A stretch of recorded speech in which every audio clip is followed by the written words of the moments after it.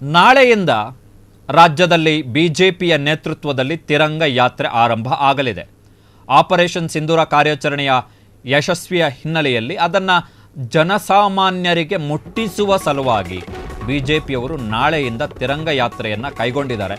ನಾಳೆ ಬೆಂಗಳೂರಲ್ಲಿ ತಿರಂಗ ಯಾತ್ರೆಗೆ ಅಧಿಕೃತ ಚಾಲನೆ ಕೊಡಲಿದ್ದಾರೆ ಬಿಜೆಪಿಯ ರಾಜ್ಯಾಧ್ಯಕ್ಷ BY ವಿಜಯೇಂದ್ರ. ಅದಾದ ಬಳಿಕ ನಾಡಿದ್ದು ಅಂದರೆ ಮೇ 15ನೆಯ ತಾರೀಕು ಮಂಗಳೂರಲ್ಲಿ ತಿರಂಗ ಯಾತ್ರೆ ನಡೆಯಲಿದೆ. ಅದಾದ ಬಳಿಕ ರಾಜ್ಯದ ಎಲ್ಲ ಜಿಲ್ಲಾ ಕೇಂದ್ರಗಳು ಮತ್ತು ಬೂತ್ ಮಟ್ಟದಲ್ಲೂ ಕೂಡ ತಿರಂಗ ಯಾತ್ರೆ ನಡೆಯಲಿದೆ ಅಂತೇಳಿ ಬಿಜೆಪಿಯ ರಾಜ್ಯಾಧ್ಯಕ್ಷ BY ವಿಜಯೇಂದ್ರ ಅವರು ತಮ್ಮ ಸ್ಟೇಟ್ಮೆಂಟನ್ನು ಕೊಟ್ಟಿದ್ದಾರೆ. ನಿಗದಿತ ಕಾರ್ಯಕ್ರಮ ಇದು ಬಿಜೆಪಿಯವರದ್ದು. ಆ್ಯಕ್ಚುಲಿ ಬಿಜೆಪಿಯವರು ಈ ಆಪರೇಷನ್ ಯುದ್ಧ ಕದನ ವಿರಾಮ ಘೋಷಣೆಗೂ ಮೊದಲೇ ತಿರಂಗ ಯಾತ್ರೆಯನ್ನು ಘೋಷಣೆ ಮಾಡಿದ್ರು. ಕದನ ವಿರಾಮಕ್ಕೂ ಮೊದಲೇ ತಿರಂಗ ಯಾತ್ರೆಯನ್ನು ಘೋಷಣೆ ಮಾಡಿದ್ರು ಬಿಜೆಪಿಯವರು.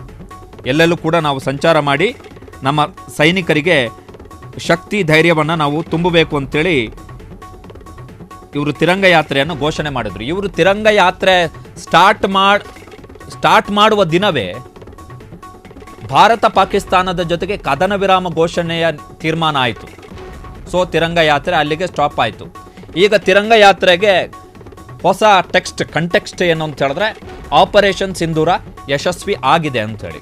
ಈ ಹಿಂದೆ ಘೋಷಣೆ ಮಾಡಿದ್ದಂತಹ ತಿರಂಗ ಯಾತ್ರೆಗೆ ಏನು ಅಂತ ಹೇಳಿದ್ರೆ ನಾವು ಆಪರೇಷನ್ ಸಿಂಧೂರ ಕಾರ್ಯಾಚರಣೆಯಲ್ಲಿ ಸೈನಿಕರಿಗೆ ಶಕ್ತಿ ಸ್ಥೈರ್ಯ ಧೈರ್ಯವನ್ನು ನಾವು ತುಂಬಬೇಕು ಅಂಥೇಳಿ ಆಲ್ರೆಡಿ ಬಿಜೆಪಿಯ ಕಾರ್ಯಕರ್ತರು ಕೆಲವು ಕಡೆಗಳಲ್ಲಿ ಈಗ ನೀವು ನೋಡ್ತಾ ಇರುವಂಥದ್ದು ಶೋಭಾ ಕರಂದ್ಲಾಜೆ, ವಿಧಾನ ಪರಿಷತ್ನಲ್ಲಿ ವಿರೋಧ ಪಕ್ಷದ ನಾಯಕರಾಗಿರುವಂತಹ ಛಲವಾದಿ ನಾರಾಯಣಸ್ವಾಮಿ ಅವರ ಫೋಟೋಗಳು. ಸೊ ಇವರು ಕೂಡ ತಿರಂಗ ಯಾತ್ರೆಯನ್ನು ಕೈಗೊಂಡಿದ್ದಾರೆ.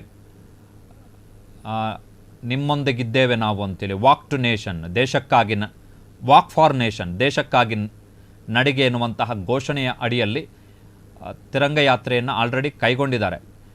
ಗೆದ್ದು ಬನ್ನಿ ನಾವು ನಿಮ್ಮೊಂದಿಗಿದ್ದೇವೆ ಅಂತೇಳಿ. ಬಟ್ ಇಲ್ಲಿ ಈ ಪೋಸ್ಟರ್ನಲ್ಲಿ ಈ ಯಾತ್ರೆಯನ್ನು ಇವರೇನು ಕೈಗೊಂಡಿದ್ದಾರೆ, ಇಲ್ಲಿ ಇರ್ತಕ್ಕಂಥ ಅಂಶ ಏನು ಅಂತ ಹೇಳಿದ್ರೆ ಈಗ ಕದನ ವಿರಾಮ ಘೋಷಣೆ ಆಗಿ ನಾವೀಗ ಸಹಜ ಸ್ಥಿತಿಗೆ ಬಂದಿದೆ. ಜಮ್ಮು ಕಾಶ್ಮೀರದ ಪರಿಸ್ಥಿತಿ ಸಹಜ ಸ್ಥಿತಿಗೆ ಬಂದಿದೆ, ಎಲ್ಲವೂ ಕೂಡ ಸಹಜ ಸ್ಥಿತಿಗೆ ಬಂದಿದೆ. ಈಗ ಏನನ್ನು ಕನ್ವಿನ್ಸ್ ಮಾಡಲಿಕ್ಕೆ ಹೋಗ್ತಾ ಇದ್ದಾರೆ ಬಿಜೆಪಿಯವರು ಅಂತ ಹೇಳಿದ್ರೆ ಇದು ಬಿಜೆಪಿಯ ಪ್ಲ್ಯಾನ್. ಬಿಜೆಪಿಯ ಪರಿಸ್ಥಿತಿ ಏನಿದೆ ಅಂತ ಹೇಳಿದ್ರೆ ಬಿಜೆಪಿ ನಾವು ಶುಡ್ ನಮ್ಮ ಜನರನ್ನು ಕನ್ವಿನ್ಸ್ ಮಾಡಬೇಕು. ಏನು ಅಂತ ಹೇಳಿದ್ರೆ ನಾವು ಯಾಕೆ ಕದನ ವಿರಾಮ ಘೋಷಣೆ ಮಾಡಿದ್ವಿ ಎನ್ನುವಂಥದ್ದನ್ನು ಕನ್ವಿನ್ಸ್ ಮಾಡಬೇಕೀಗ ಇವರು.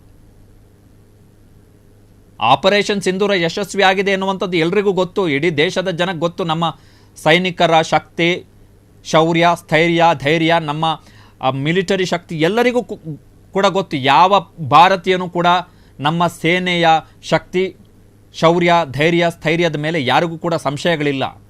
ಎಲ್ಲರೂ ಕೂಡ ನಂಬಿಕಸ್ಥರೇ, ಎಲ್ಲರೂ ಕೂಡ ಸೈನಿಕರ ಕಾರ್ಯಾಚರಣೆಯಲ್ಲಿ ಎಲ್ಲರೂ ಕೂಡ ಸೈನಿಕರ ಪರ ಇರ್ತಕ್ಕಂಥವರೇ.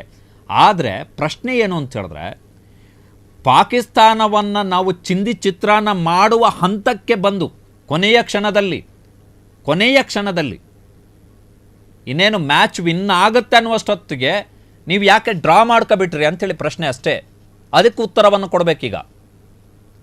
ಈಗ ನಾಳೆಯಿಂದ ಇವರು ತಿರಂಗ ಹಿಡ್ಕೊಂಡು ತ್ರಿವರ್ಣ ಧ್ವಜವನ್ನು ಹಿಡ್ಕೊಂಡು ಯಾತ್ರೆ ಹೋಗ್ತಾರೆ. ಆ ಸಂದರ್ಭದಲ್ಲಿ ಬಹುಶಃ ಜನ ಕೇಳಬಹುದಾದಂತಹ ಪ್ರಶ್ನೆ, ವಿನ್ ಆಗಬಹುದಾದಂಥ ಮ್ಯಾಚನ್ನು ನೀವು ಯಾಕೆ ಡ್ರಾ ಮಾಡಿಕೊಂಡ್ರಿ, ಅದಕ್ಕೆ ಉತ್ತರ ಕೊಡಿ ಅಷ್ಟೇ. ನಾವು ಕಪ್ ವಿನ್ ಆಗ್ತಾ ಇದ್ವಿ, ಅದನ್ನು ಯಾಕೆ ನೀವು ಡ್ರಾ ಮಾಡಿಕೊಂಡ್ರಿ, ಏನಿತ್ತು ಉಸಾಬರಿ? ಅದಕ್ಕೆ ಯಾರೂ ಉತ್ತರ ಕೊಡ್ತಿಲ್ಲ. ನಿನ್ನೆಯ ನರೇಂದ್ರ ಮೋದಿ ಅವರ ಭಾಷಣದಲ್ಲೂ ಕೂಡ ಅವರು ಒಂದು ಸ್ಟೇಟ್ಮೆಂಟನ್ನು ಕೊಟ್ಟರು, ಇಲ್ಲ ಅಂತಲ್ಲ, ಯುದ್ಧದ ಯುಗ ಅಲ್ಲ, ಅವರು ನಮಗೆ ಫೋನ್ ಮಾಡಿದರು, ಹಾಗಾಗಿ ನಾವು ಕದನ ವಿರಾಮ ಒಪ್ಕೊಂಡ್ವಿ ಅಂತೇಳಿ. ಫೈನ್, ಬಟ್ ಜನ ಅದನ್ನು ಬಯಸ್ತಾ ಇಲ್ವಲ್ಲ. ಕ್ಷಣ ಕ್ಷಣದ ಸುದ್ದಿಗಳಿಗಾಗಿ ಫ್ರೀಡಂ ಟಿವಿ ಸಬ್ಸ್ಕ್ರೈಬ್ ಮಾಡಿ, ಲೈಕ್ ಮಾಡಿ ಹಾಗೂ ಫಾಲೋ ಮಾಡಿ. ಹೊಸ ಸುದ್ದಿಗಳ ನೋಟಿಫಿಕೇಶನ್ಗಾಗಿ ಬೆಲ್ ಐಕಾನ್ ಮೇಲೆ ಕ್ಲಿಕ್ ಮಾಡಿ.